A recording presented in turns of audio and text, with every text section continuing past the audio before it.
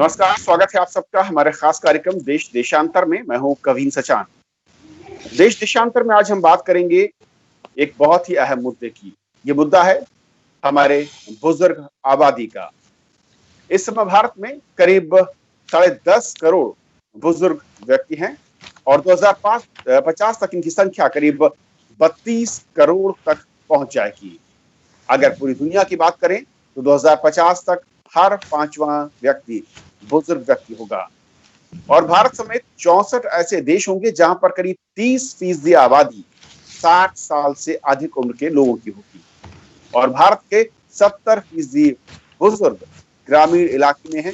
यह आंकड़ा है IAPPD की रिपोर्ट का, Indian association of parliamentarian for population and development की, और इस रिपोर्ट में काफी कुछ तथ्य सामने लाए हैं और इस रिपोर्ट के सहारे हम आज समझेंगे कि असल में इस बढ़ती हुई आबादी के लिए हमारे पास किस तरीके की स्कीम्स या योजनाएं हैं और ये लगातार बढ़ क्यों रही है और क्या इसके बड़े रीजन है कि उनकी सहूलियत, ये जो सुविधाएं मिलनी चाहिए परिवार के तौर पर, समाज की ओर से या फिर सरकारों की ओर से, वो कहां पर नजर आती हैं और हम कैसे उनको सिस्टम से या अपने समाज की ओर से ज्यादा सुविधाएं, ज्यादा मदद के हाथ बढ़ा सकते हैं।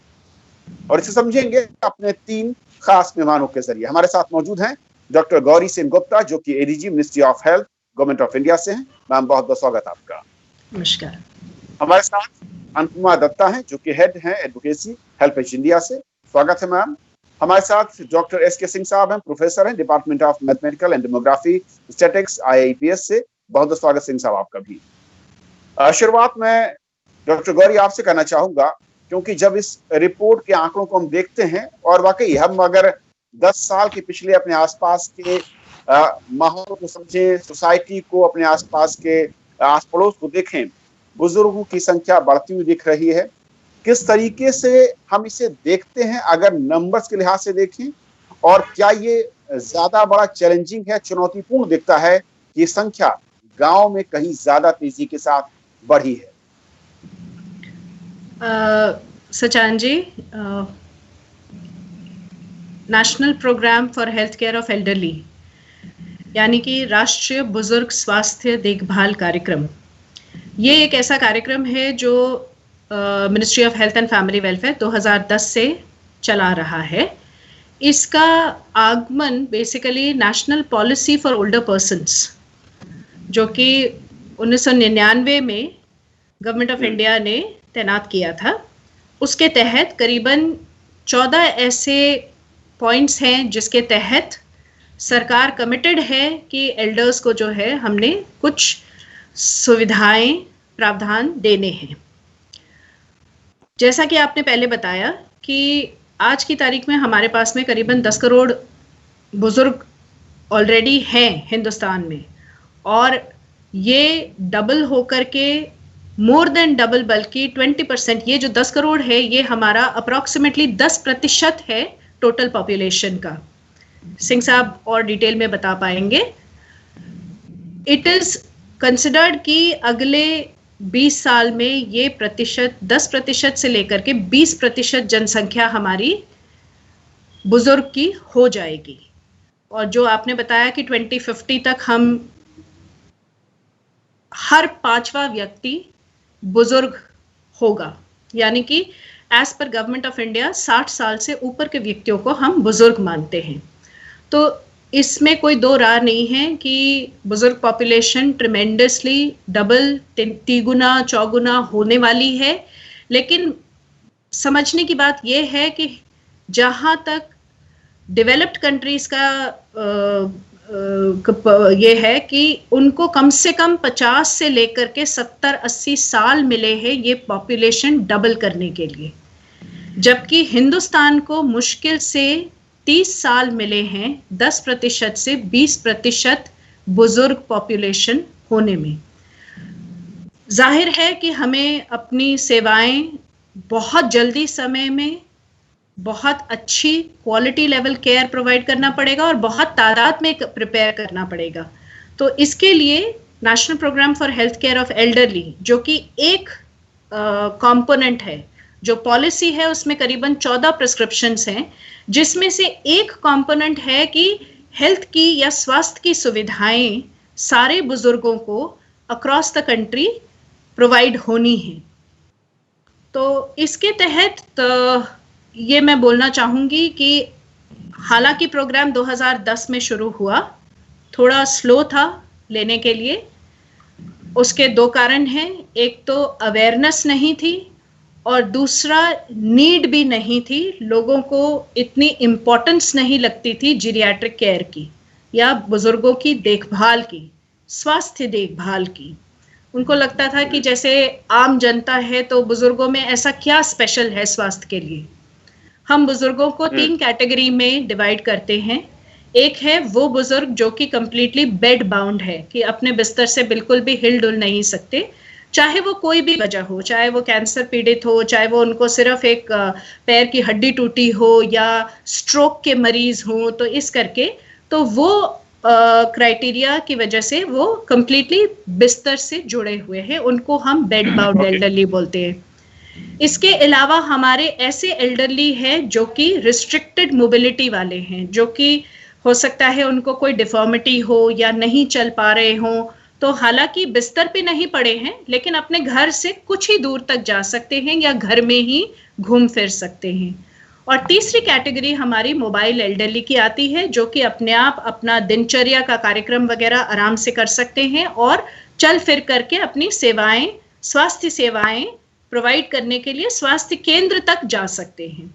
तो इसके बेसिस पे हमने जो स्कीम्स हैं और किस तरीके से हमने इनको अपने स्कीम्स के जरिए मदद के हाथ बढ़ाए, मैं इस पर आऊं। उससे पहले सिंह साहब थोड़ा समय, जो डॉक्टर गौरी ने कहा बहुत इंपॉर्टेंट पॉइंट, कि जो डेवलप्ड कंट्री हैं उनको ज्यादा टाइम फ्रेम मिला जो एल्डरली पॉपुलेशन थी उसको डबल होने में। हमारे देश में ऐसा क्या है या क्या फैक्टर या रीजन है जिसके चलते ये वक्त हमें सबसे कम मिल रहा है? और दूसरा कि जिस तेजी के साथ हमने देखा कि यूथ, जो सबसे बड़ा वर्ड में देखा कि सबसे ज्यादा यंग जनरेशन हमारे पास थी, इसके उस एल्डर होने में ये टाइम फ्रेम कम होने के पीछे के क्या बड़े रीजन या फैक्टर अब तक रहे हैं? और अगर हम स्टेट वाइज या अपने कंट्री में रीजन वाइज देख पाए वो क्या है? Thank you Sajjan ji. Madam ने बिल्कुल सही तरीके से एक्सप्लेन किया कि बुजुर्गों के प्रति हमारी पॉलिसी कैसी है और पॉलिसी प्रोस्क्रिप्शंस क्या क्या हैं, गवर्नमेंट किस तरीके से उनकी मदद करने की कोशिश कर रही है। आपने 2 इंपॉर्टेंट इश्यूज रेज किया है, ये रीजंस क्या है। हकीकत यह है कि अगर 21st सेंचुरीज के चैलेंजेस को देखा जाए, चाहे वो गवर्नमेंट के लिए चैलेंजेस हो, इंटायर कंट्री के लिए चैलेंज हो, सिविल सोसाइटीज के लिए हो या अदर स्टेक होल्डर्स के लिए है, तो जिस तरीके से हमारी 60+ पॉपुलेशन ग्रो कर रही है वो हमारे लिए एक बड़ा चैलेंज होने जा रहा है। अभी तक हम डेमोग्राफिक डिविडेंड की बात कर रहे थे कि स्केल बेस्ड ट्रेनिंग दे करके हम उससे प्रोडक्टिविटी बढ़ाने में पॉजिटिव यूज कर सकते हैं, लेकिन यहाँ 5 अलग अलग किस्म के चैलेंज हैं। पहला चैलेंज ये है कि हमारी young population is ageing unexpectedly faster, जो मैडम ने भी बताया कि 10% एंड 20%। दरअसल वो 10% और 20% का डेटा देखें, बाई 2050 इंडिया पॉपुलेशन होगी करीब 1640 मिलियन। उस समय अगर 20% उसका हम लेते हैं 60+ पॉपुलेशन, अराउंड 545 मिलियन हमारी 60+ पॉपुलेशन होगी।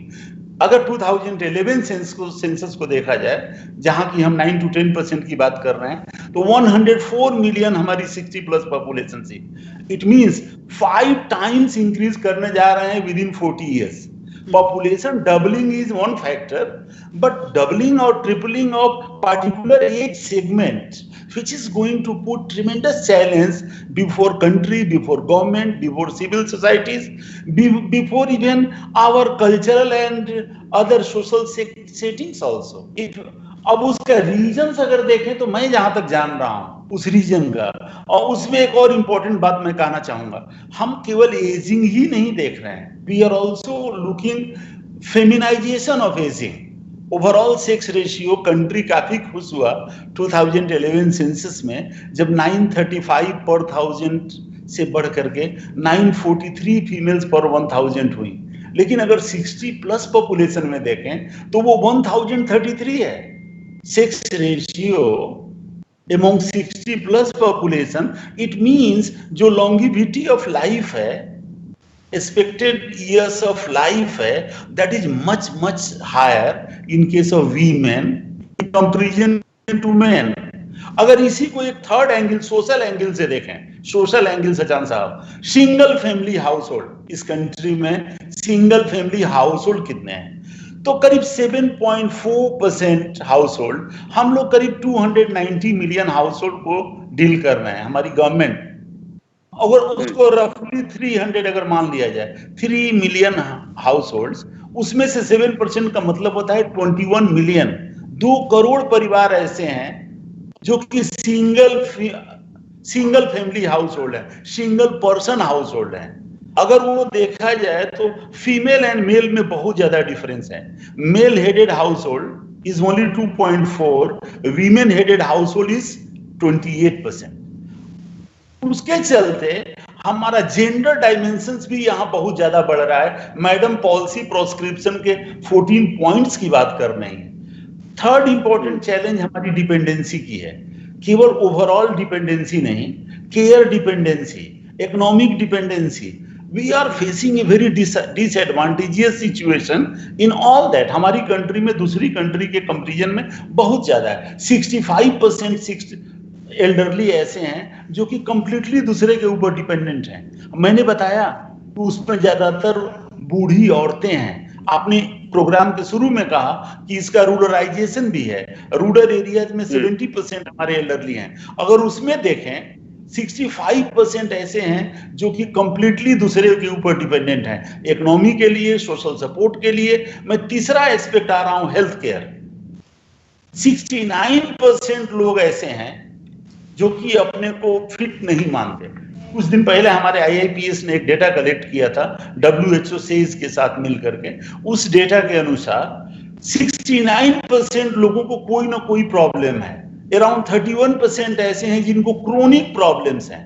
मैडम आर्थराइटिस की बात कर रही थी, अराउंड 23% एल्डरली हमारे आर्थराइटिस से सफर कर रहे हैं, जिनकी मोबिलिटी अफेक्टेड हो रही है, जो मैडम बता रही थी 3 कैटेगरीज में। तो बेसिकली हेल्थ प्रॉब्लम अलग है, सोशल प्रॉब्लम अलग है, इकोनॉमिक प्रॉब्लम ये है। These are the challenges related to elderly population. आपका सेकंड क्वेश्चन अगर 2 मिनट और मौका दे दें, इसके रीजंस क्या है? बिल्कुल। हम कंटिन्यूअसली हाई फर्टिलिटी से लो फर्टिलिटी की तरफ जा रहे हैं, अर्बनाइजेशन बढ़ रहा है और उसके चलते बहुत सारे लोग माइग्रेट कर रहे हैं रूरल एरिया में पेरेंट्स को छोड़ करके। सिंगल पेरेंट्स इसलिए बढ़ रहे हैं। तो basically low continuously declining fertility, urbanisation and migration, ये हमारे मेजर फैक्टर हैं। और इंक्रीजिंग लाइफ एक्सपेक्टेंसी, अगर वहां देखें तो मेन में average years of life main and women में ऑलमोस्ट 2.5 इयर्स का डिफरेंस है। इंडिया का ओवरऑल देखा, ये सारी चीजें कंट्रीब्यूट करके एजिंग को फेमिनाइज कर रही हैं। इसलिए हमारा चैलेंज और बढ़ रहा है। हमारी इंडियन वीमेन आज भी डेवलप्ड कंट्रीज के वीमेन की तरह नहीं है। हम भले मॉडर्नाइजेशन एंड डेवलपमेंट की बात कर रहे हैं, हम हेल्पेज की मैडम हमारी हमको सपोर्ट जरूर करेंगी इस बात को, लेकिन रूरल एरियाज की जो एल्डरली वीमेन है, जिनकी एज 60 प्लस हो गई हैं, वो जिस एरा में पैदा हुई थी, उस एरा में वीमेन की सिचुएशन बड़ी दूसरी थी। और चेंज होते होते भी वो चेंज अभी तक परपिचुएट होकर के 60 प्लस वीमेन के पास नहीं गया है। तो ये बहुत महत्वपूर्ण। मैं थोड़ा कहना चाहूंगा अनुपमा जी को, सिंह साहब लौटूंगा आपके पास। अनुपमा जी, जिस तरीके से आज जो मौजूदा स्थिति है, लेकिन अगर हम इसको अगले 20 साल या 30 साल के बाद देखते हैं तो स्थिति काफी ज्यादा, मैं कहूं कि ऐसी दिखती है जहां पर चिंताएं बढ़ जाती हैं, क्योंकि वहां पर संख्या वृद्ध लोगों की बहुत ज्यादा होगी।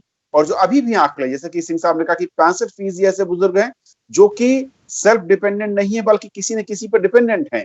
और 70% जो टोटल एल्डर पीपल हैं वो गांव में रह रहे हैं, और उनके परिवार के लोग, जो यंग लोग हैं, वो पलायन कर चुके हैं शहर या कस्बों की तरफ। कैसे आप देखती हैं इस पूरे के पूरे, अगर मैं वृद्ध जनों के सामाजिक इस वक्त के हालात को समझूं और इसकी भविष्य की चुनौतियों को? तो एक्सपर्ट जो हमारे पैनल में है उन्होंने बताया कि वो जानते हैं कि प्रॉब्लम क्या है, वो जानते हैं कि फेमिनाइजेशन हो रही है, वो जानते हैं कि रूरल एरियाज में एल्डरली बढ़ रहे हैं। और मैं उसमें एक और डायमेंशन ऐड करूंगी कि जो कोविड से जो इम्पैक्ट हुआ है इस पूरे पॉपुलेशन पे, वो एक बहुत ही बड़ा इम्पैक्ट है जिसको हमने अभी तक अपने कंसिडरेशन में लिया ही नहीं है, both in terms of economic development and dependence and health care systems. और उनका उनकी हेल्थ पे क्या असर पड़ेगा वो भी हमें अभी नहीं पता है। तो मेरे हिसाब से जब हम फ्यूचर को देख रहे हैं तो हमें ये देखना है कि पुराने वाले चैलेंजेस तो हैं ही, उसके साथ जो नए चैलेंजेस ऐड हुए हैं, लेकिन उसमें मैं थोड़ा सा सिल्वर लाइनिंग ऐड कर दूं कि जो आज के वृद्ध लोग हैं जो 20 साल में या 30 साल में जो वृद्ध हो जाएंगे, जो 60+ कैटेगरी में जाएंगे, उनमें से बहुत से लोग ऐसे नहीं होंगे कि वो दूसरों पे डिपेंडेंट हो, वो ऐसे नहीं होंगे कि वो सिर्फ अपने बच्चों पे डिपेंडेंट हो, क्योंकि वो आज की जो महिलाएं हैं वो नौकरी भी करती हैं, काम भी करती हैं, और सेल्फ हेल्प ग्रुप में भी अगर आप रूरल एरियाज में देखें तो काम करती हैं। तो वो वैसी महिलाएं भी उस कैटेगरी में जाएंगी, तो सारा कुल मिला के बहुत ब्लीक सिनारियो नहीं होने वाला है मेरे हिसाब से, लेकिन फिर भी चैलेंज बहुत बड़ा है क्योंकि नंबर्स बहुत बड़े हैं। लेकिन जिस तरीके से सिंह साहब ने बताया डॉक्टर गौरी, क्योंकि नंबर्स जब बढ़ रहे हैं और हमारे पास जो कहूँ कि अंतराल है समय का, वर्षों का, वो कम है, तो हमारे लिए दोहरी चुनौती दिखती है कि हम किस तरीके से उस हालात से निपटने के लिए आज तैयारियां करें और उस पैरामीटर को मीट आउट कर पाए जहां पर डेवलप्ड कंट्री ने जो सुविधाओं के लिहाज से, ये योजनाओं के लिहाज से उनके लिए सामने रखा है। बिल्कुल सचान जी, इसके तहत एटलीस्ट स्वास्थ्य संबंधी मैं ये बोलना चाहूंगी कि 3 चीजों पे हमारा फोकस रहा है प्रोग्राम के तहत। ये जो हमारा बुजुर्ग स्वास्थ्य देखभाल कार्यक्रम है, इसका मैं यही बताना चाहूंगी कि अप्रॉक्सीमेटली आपका 3 स्तर हैं। एक हो गया हमारा एकदम प्राइमरी लेवल, जैसे कि सिंह साहब ने बताया, जैसे कि मैडम ने भी बताया, तो हमारी जो गांव की महिला है, कम्युनिटी स्तर पे या जहां आयुष्मान भारत के तहत हेल्थ एंड वेलनेस सेंटर्स बन रहे हैं, वहां पर हम ये कोशिश करना चाह रहे हैं कि जो ऑलरेडी आइडेंटिफाइड बुजुर्ग हैं, जिनमें कि पहले से पता है उनको कि डायबिटीज है, हाइपरटेंशन है, या कुछ ऐसे बुजुर्ग हैं जिनको, जैसे सिंह साहब ने बताया, कि उनको लगता है कि कुछ प्रॉब्लम है हमारे साथ, लेकिन आइडेंटिफिकेशन नहीं हुई है, क्योंकि बुजुर्गों में जनरली एक नॉर्मली दे फील दैट बहुत सारी प्रॉब्लम्स जो हो रही है मेरे साथ, वो हो रही है एजिंग की वजह से। हो सकता है कि उनको ये बीमारी के लक्षण हो, लेकिन उनको लगता है कि नहीं, अब जैसे मैं बुजुर्ग हो रहा हूं तो कुछ ना कुछ तो चलता ही रहेगा।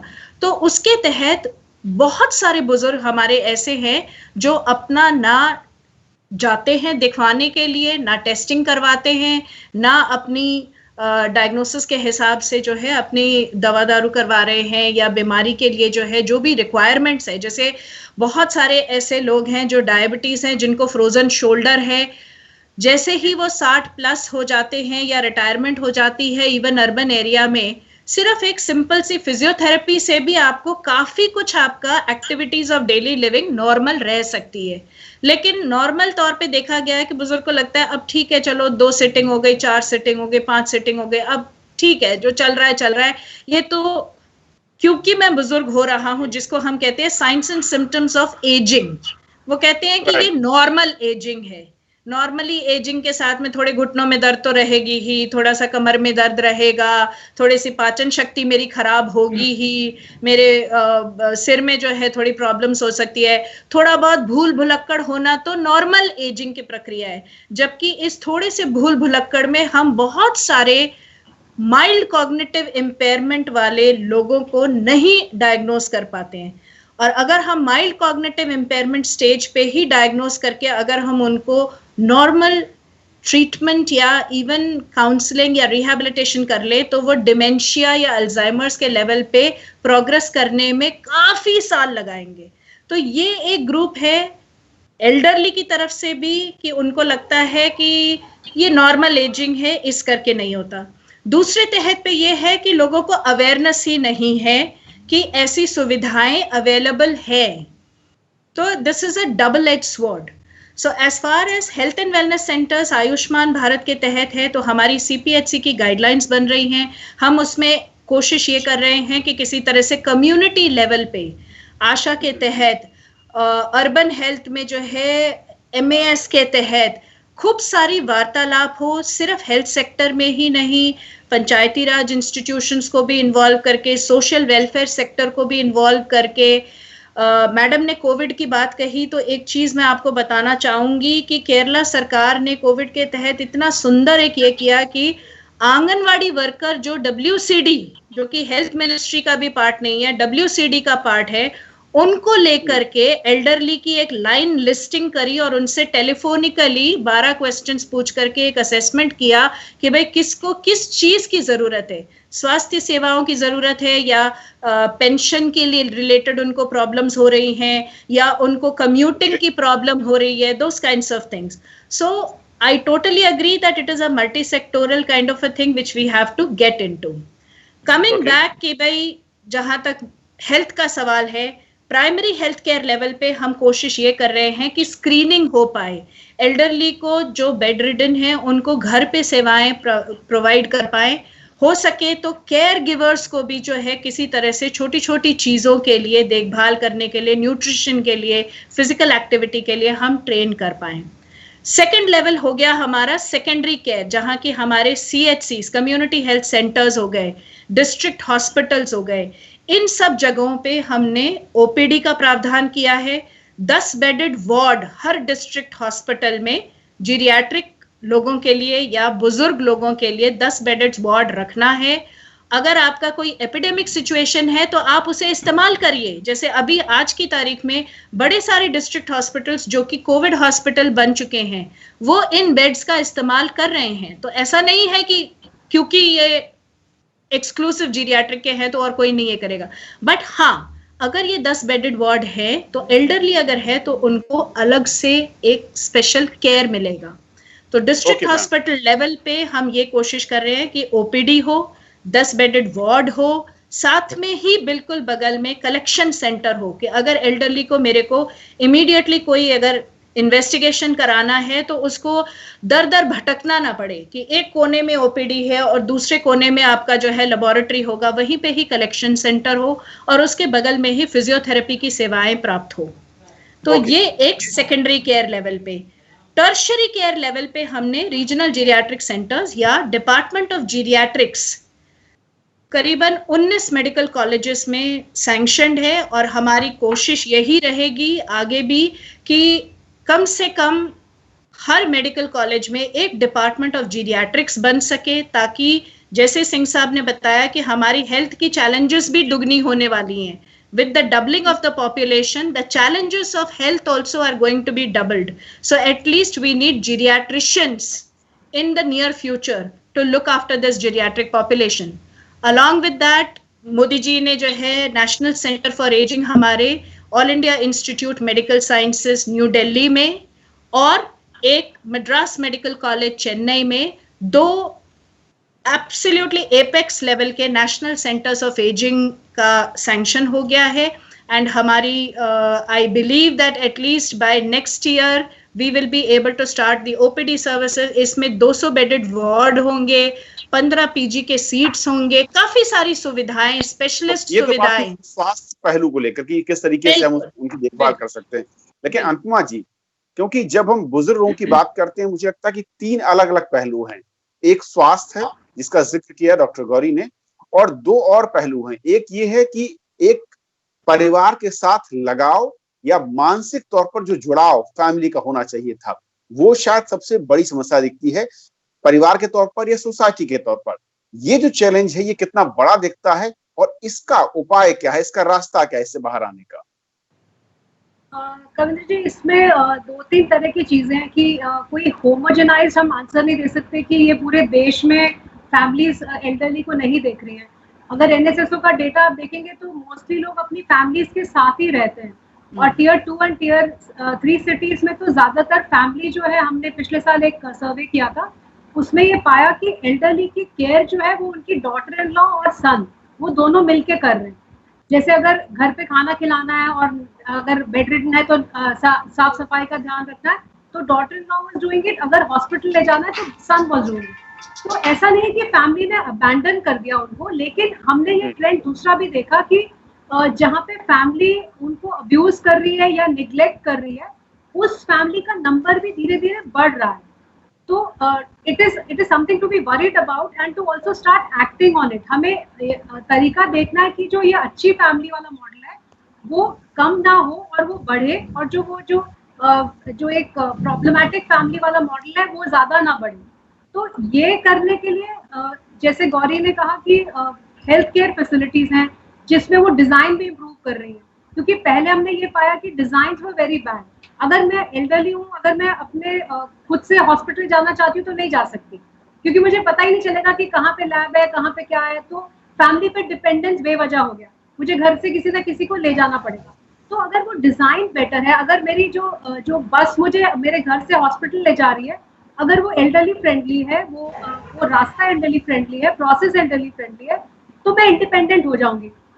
इसी तरह अगर मुझे पेंशन मिले जो कि सेंसिबल अमाउंट हो, 200 रुपए ना हो, एक ऐसा अमाउंट हो जिससे कि मेरा जनरल भरण पोषण हो जाए, तो फैमिली मुझे बर्डन नहीं मानेगी, economically at least.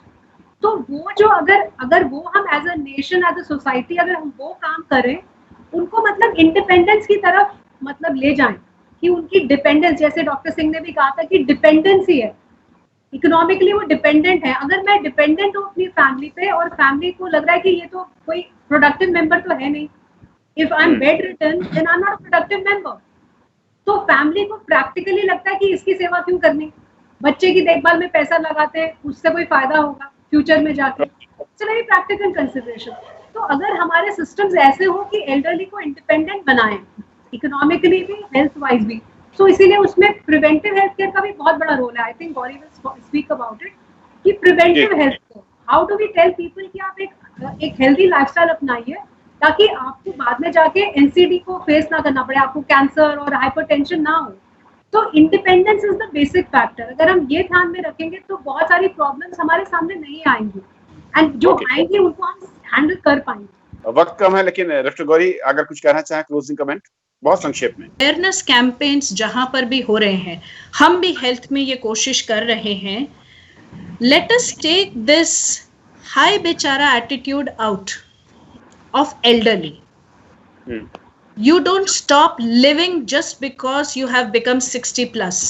You don't stop living just because you have retired. So why don't elders also be given awareness as to why do you want to be dependent? जहाँ पे daughter in law son की responsibility है उनकी देखभाल करने की, वहाँ पे elders की भी responsibility है। वो अभी they have not become, I'm not talking about the bedridden people, but for people who are very good. I am sure Lassi study के बाद में we will get to know that how many people are actually okay. They are not on the bed. The earlier NSSO data states that only 8% of the population of elderly is bedridden. That means 92% of the elderly population is still capable of doing at least activities of daily living themselves. So right, let us also train them not to become totally dependent on others. And even if you are dependent, let us also teach them how to be more congenial in the house, keep themselves busy, be involved in the house. We don't sit कि भाई मुझे कोई involve करेगा तो मैं करूँगा या करूँगी. Let me become active on my own. Let me have a purpose in life. I cannot give you purpose in life. I can provide you better healthcare services. But if you don't go to those healthcare services, if you don't feel the need for those healthcare services, those healthcare services are of no use. So it has to be from both sides. तो आज फिलहाल इतना ही। नमस्कार। नमस्कार।